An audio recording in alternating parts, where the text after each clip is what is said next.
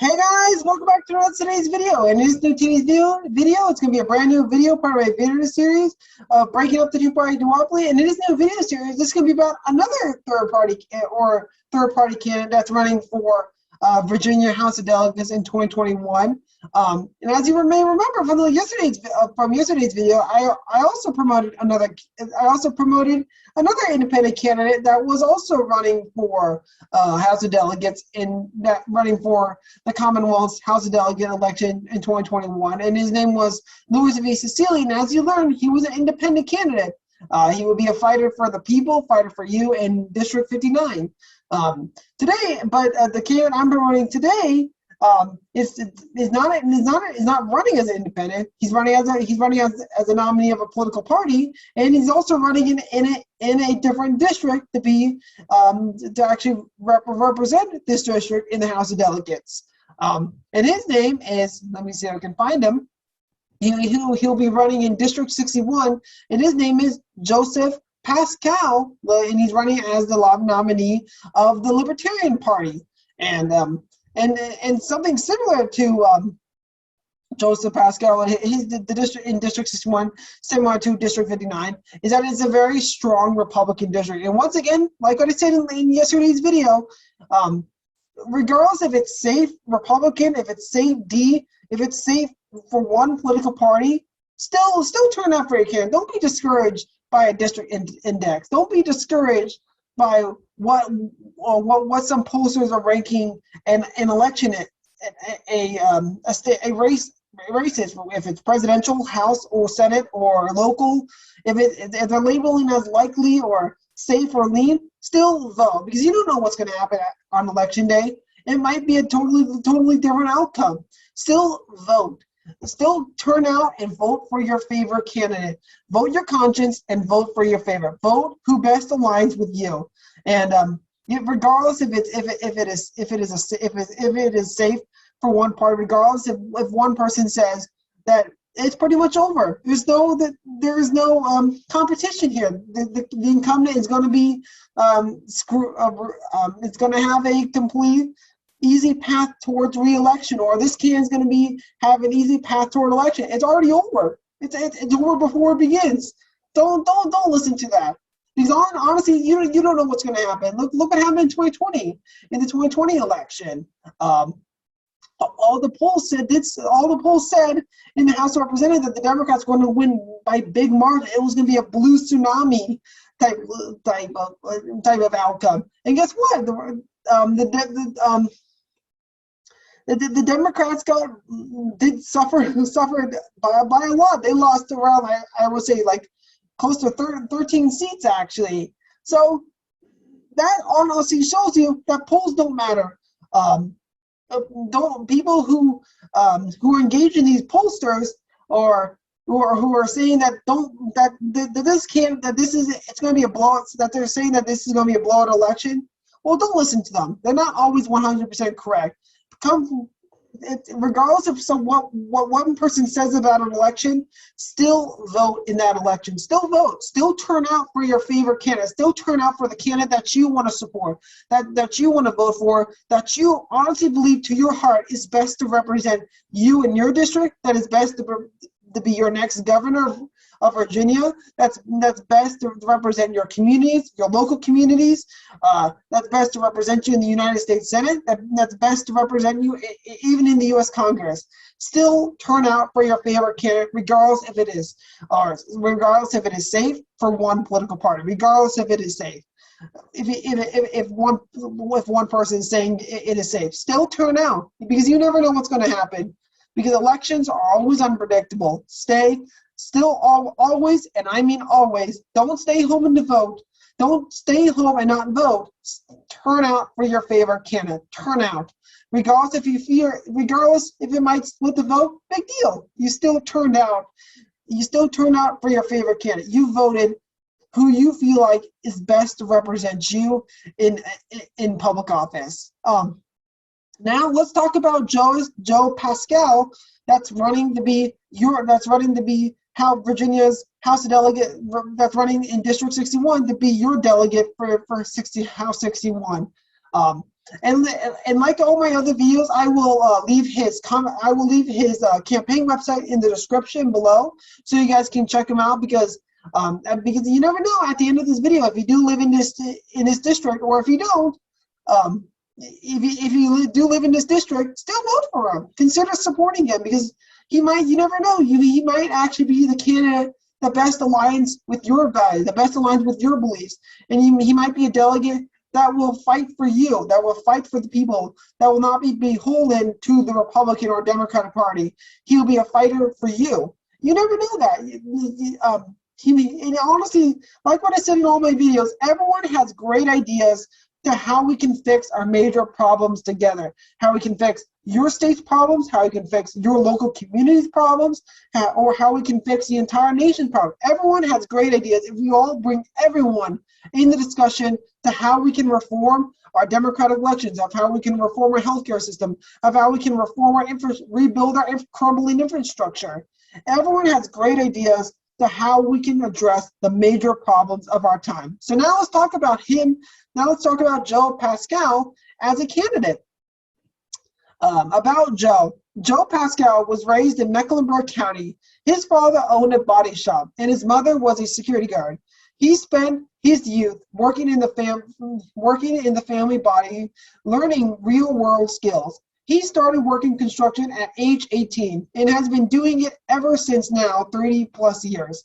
He worked his way up from apprentice to construction manager and has worked in over 40 states and in 6 countries. He is married to the love of his life, Tanisha, whom he met while working in New Orleans. Between them, they have 5 children, ranging in age from 27 to 16. They homeschooled their children and brought them while traveling in construction. Joe has real-world knowledge and skills, and being in construction, he has met people from every walk of life. He cares deeply about the Commonwealth and is worried about the future of its youth, as government doing business harder and harder. His goals in Richmond is simple: get the government out of our lives and keep them out of our pockets. Wow. And just like that, from right here, the leadership Virginia needs right now, he believes that they need a leader, in Richmond that will get government off their backs, that will get government out of your hands and put power back into your hands to how you want to live your life, to how you want to pursue an ambition that you want to live, without the government dictating how to live your life. He believes in liberty, in he believes in overall individual rights and freedom to how you should live your life, not the government telling you what to do. He believes in a small, limited government, just like how so many social liberals, like what social liberals believe in. Now let's talk about his overall vision, his issues, and his overall values as a person. My vision is to restore the liberties that our founding fathers envisioned. The 61st House District is in Virginia's historic 5th Congressional District. James Madison was the first congressman from the 5th District, and Thomas Jefferson, as well as Patrick Henry, lived and died in the district. The 61st District has been a hub for the tobacco industry for over 2 centuries, and was a hub for the textile industry for over a century. Now it's a hub for the data center industry. The people of South Side have preserved for centuries, through the American Revolution, War of 1812, the Civil War, and have sent their children to fight in every war the U.S. has ever fought. Patriotism and self-reliance are a key part of the people's lives in South Side. We don't need Richmond and Northern Virginia to decide what is best for South Side. Joe was raised in South Side and was raised working hard and helping his neighbors, and he has. He, throughout his entire youth, he worked in a family body shop, learning real world skills. He learned all that. He learned all the important elements of what society needs him.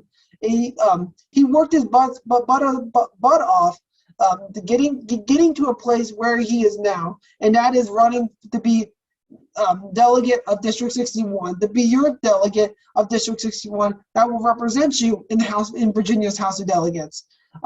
He's a fighter. He's going to be a fighter for your liberty. He's going to be a fighter for your individual rights, for your freedom. When he goes to Richmond, he will be a fighter for you. He'll be a fighter for your rights, your liberty, and he will make sure that no government bureaucrat will take away your God-given rights to live the life that you want to live. So now let's talk about where he stands on some issues. On the Second Amendment, he's a strong advocate and a strong supporter to protecting your God-given rights. And as I quote him, Joe's commitment to protecting your Second Amendment is unwavering. He stood with his fellow Virginians in Richmond on January 20th, 2020 to protest the proposed tyrannical gun control laws the Democrats were attempting to enact. He'll be a fighter for you. He will be a fighter for gun owners. He will protect gun owners' rights, Second Amendment rights, because he believes that is their liberty. That should not be taken away from any gun control laws.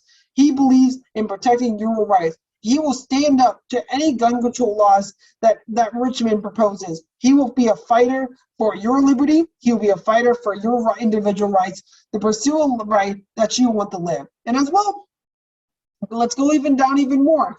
Election reform. He wants to move away from the winner-take-all election because he believes, like as I quote him, is outdated and archaic. What he's proposing is a more of a congressional district method, which means that it would divide up the state's 13 electoral college votes in congressional districts, where two would go to the candidate that received the most popular vote in statewide, while each of the 11 congressional districts will get one electoral vote. So if you win one congressional district, you would get one electoral college vote. That's what he ultimately supports. He supports more of a congressional district method, even though I might disagree with it because I think that would cause a problem with partisan gerrymandering. But that's his overall opinion. And we're going to have some, like I said back in my identity politics, we do have some common ground when it comes to election reform. We all have common ground, but we might have some disagreement on the ideas being proposed by the right and the left, but being proposed by everyone, because not everyone's going to agree on universal mail-in ballots. Not everyone's going to agree on voter ID. Not everyone's going to agree on ballot harvesting. Everyone has different ideas on how we should run our elections. The Republicans, they don't believe really in they don't believe in a complete federal takeover election. They believe that should be up to the states to decide. While the Democrats want to protect voting rights, and the Republicans want to make sure all those ballots are legal. Yet again, everyone has disagreement. Everyone has disagreement, but we all have one common ground, and that is reforming our democratic elections. And that's what he supports. Neither I might disagree with the congressional district method, since it would bring up a whole problem with gerrymandering. Because I overall like what you heard from my overall opinion when it came to reforming the electoral college. I believe in that electoral college vote should be proportionally allocated based on the percentages that each candidate got in the state popular vote, as long as they crack 5% of the vote. But not to get off topic here, this is what he supports when it comes to electoral reform: splitting Virginia's 13 electoral college votes by congressional district, where each of the 11 congressional districts will get one electoral vote, and the remaining 2 electoral votes will go to the state at large. Will go to the winner that received the most votes in the statewide vote in Virginia.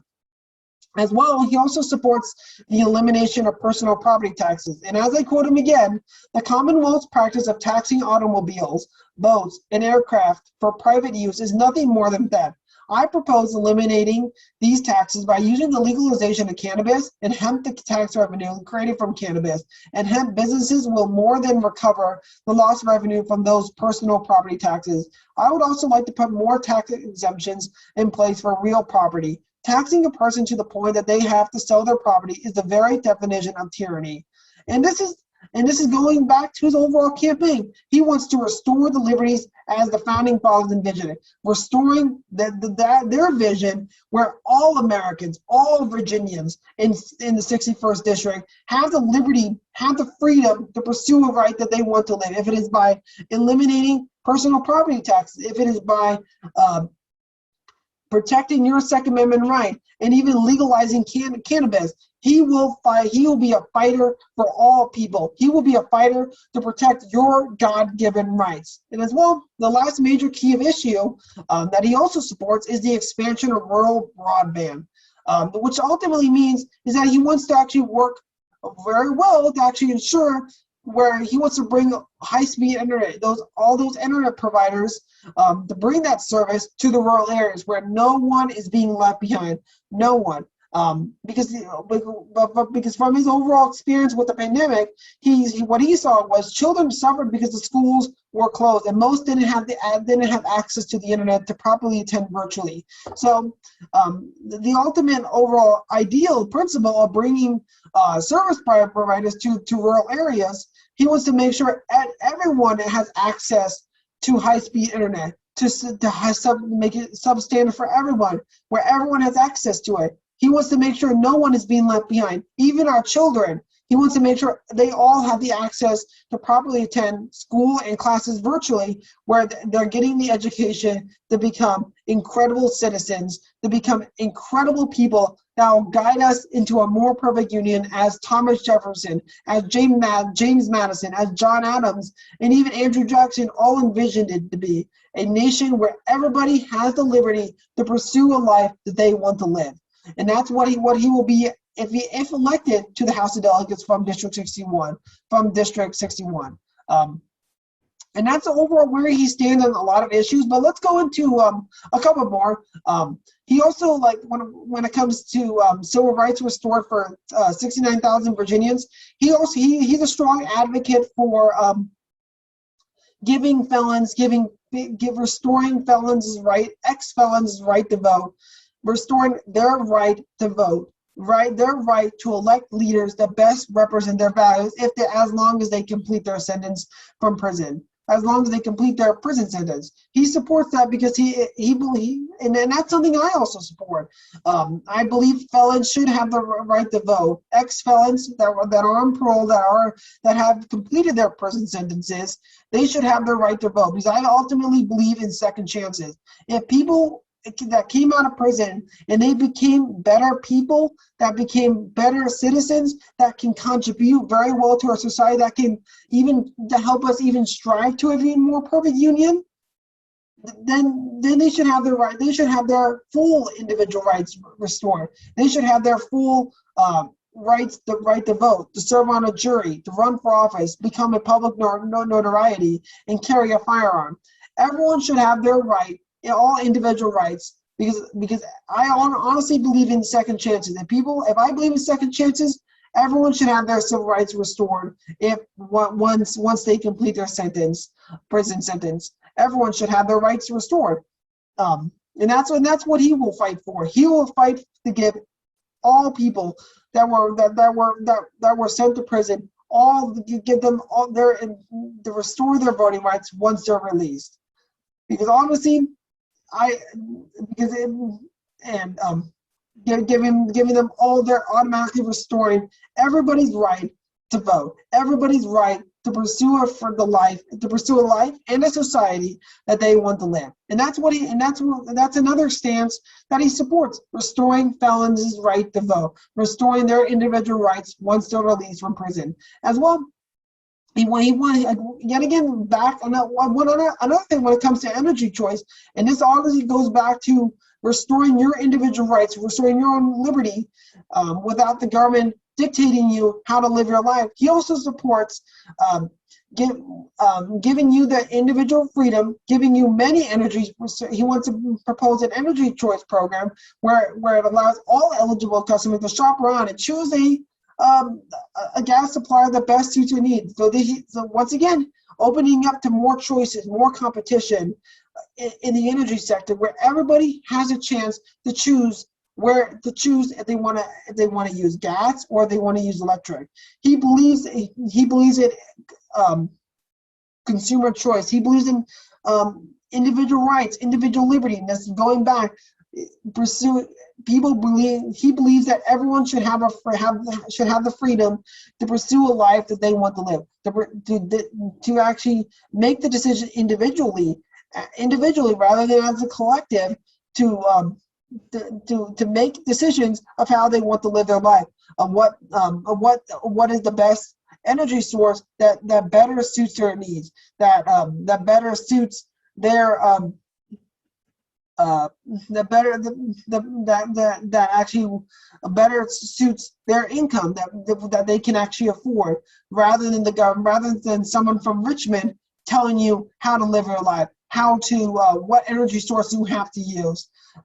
He doesn't support that. He supports giving you the choice and the freedom to actually choose an energy source that better suits their needs, that better suits their struggles, to actually make their lives better. And honestly, that honestly sums up Joe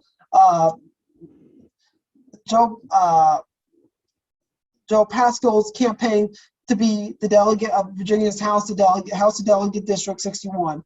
He will be a fighter for you. So in the comment section below, what do you really think about it as a candidate? Would it be someone that you would consider supporting? And the district, once again, the district is comprised of Mecklenburg County, Amelia County, Nottoway County, Cumberland County, Lunenburg County. So if you want to support, if you do live in the district and you do like him as a candidate, consider chipping in, donating to his campaign. Consider volunteering on his campaign, and consider contacting him. And I will leave the campaign website in the comment section below, in the description below, in the description of this video, so you guys can check him out. And if you do live in his district, you can feel free to donate to him, volunteer. Contact him and actually help him gain public awareness, gain public recognition, to help him actually appear as more of a credible candidate. And when you do that, more and more people, and when you do that, which is a very small thing, but the small things do matter because they will all build up. You're simply increasing his chances of being elected as the next delegate of Virginia's House 61 district. Because honestly, real change begins with all of us that will reimagine a new beginning and reimagine a new generation for the Commonwealth of Virginia, that will reimagine a new beginning for all of our states, that reimagine a new beginning for all of our communities, that will reimagine a new type of government for Richmond, that will reimagine a new type of government for your local towns, for your communities, for your neighbors. He will bring that, that will bring all that, where we will honestly reimagine a new beginning and reimagine a new political system for this great country and for your beloved Commonwealth of Virginia.